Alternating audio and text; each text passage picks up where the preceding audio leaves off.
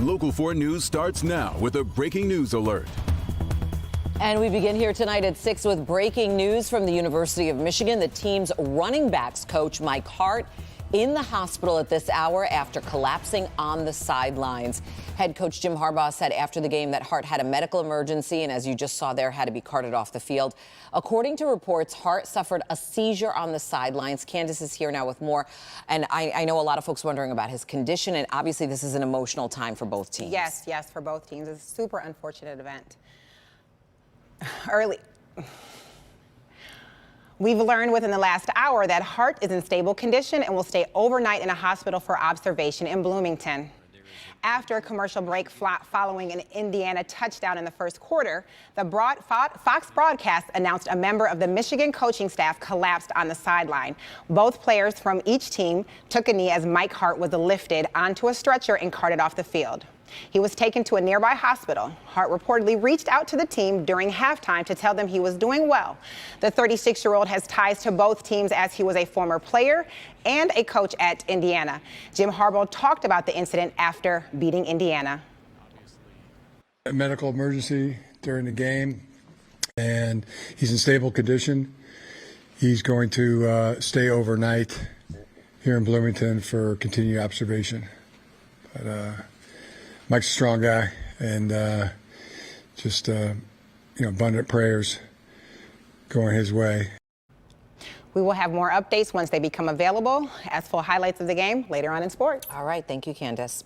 Time now for a check of the weather, and it has been a very chilly day across the metro area today. Lots of sunshine, though. Brian joins us now with a look at your forewarned weather forecast. Hey, Brian. Hey there, Sandra, and good Saturday evening, everyone. Really a nice fall day across all of southeastern Michigan after a very cold start for just about everyone this morning. We dropped to 36 early this morning, City Airport, 34 in Grosse Ile, 33 the morning low working over into Metro Airport, while Ann Arbor, you dropped to 23 early this morning, 31 this morning in Pontiac, and 31 this morning working over into Howell. We've had this plenty of sunshine all day long today. A few high clouds from time to time, but temperatures still running below average heading into this afternoon. 53 right now here in Detroit, 52 working into Howell, 54 right now working into Port Huron, and 54 over in Monroe. High pressure still controlling the forecast. A little bit of high cloud cover trying to work off to the east, but nothing really to write home about. And we'll keep the cold temperatures into the forecast overnight tonight. 50s by 6 o'clock, dropping very quickly into the low end of the 40s by the time we get to midnight as we head into the 30s once again overnight tonight. A warm-up's on the way, and some rain goes with it as well. Details in your full forewarned forecast coming up in just a few minutes. Sandra.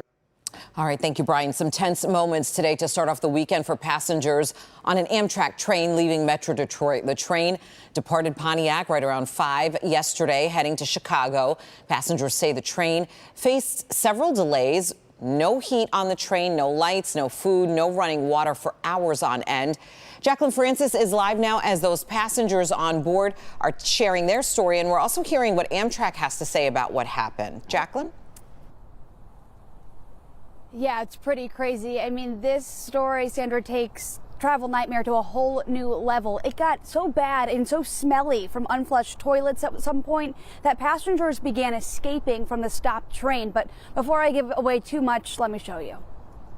Dana Thomas and her family from Ypsilanti boarded Amtrak train 351 in Dearborn just before 7 a.m. Friday, scheduled to arrive in Chicago at 10:32 Central Time. But around 9 a.m. the train went completely quiet. We lost all power, all electricity. It just glided to a stop. They waited for the train behind them to catch up and attach the two trains together. A few hours later, they were moving again, headed to their next stop, Battle Creek, arriving around 3 that afternoon. And boy, was a stop necessary, because remember, without power, there's no way to flush. So by time we pull into Battle Creek, the toilets are at the max full capacity. And the cabins, the cars are starting to smell. So everybody wanted to get off. We asked, we begged. So stop they did, and were back on the tracks and arrived in Gary, Indiana early that evening. And the conductor says, well, my time is up. We said, what does that mean? Oh, a new crew has to take over because my time is up. The crew finally arrived, only to learn there's an issue with the brakes. So once again, they were waiting for a mechanic. So it's now 7:30. It's getting dark. People are starting to panic. You start hearing screaming on the train. Somebody had a full panic attack. Without heat or lights, it was cold and dark, a combination that only added to the passengers' panic. And then all of a sudden people start escaping. So they were warning us that there are 7 live tracks and one way and 3 live tracks the other way. And people were just they couldn't take it anymore.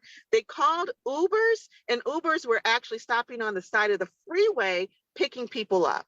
It was madness. Dana and her family stuck it out, arriving in Chicago shortly after midnight, about 17 hours after they boarded the train in Dearborn. They missed their connections, so their vacation was canceled. The passengers on train 351 forever bonded. People collectively coming together to make sure that the story of Amtrak 351 is told, because Amtrak's response has been absolutely abysmal. They were more concerned about the train than the passengers, than the people within the train.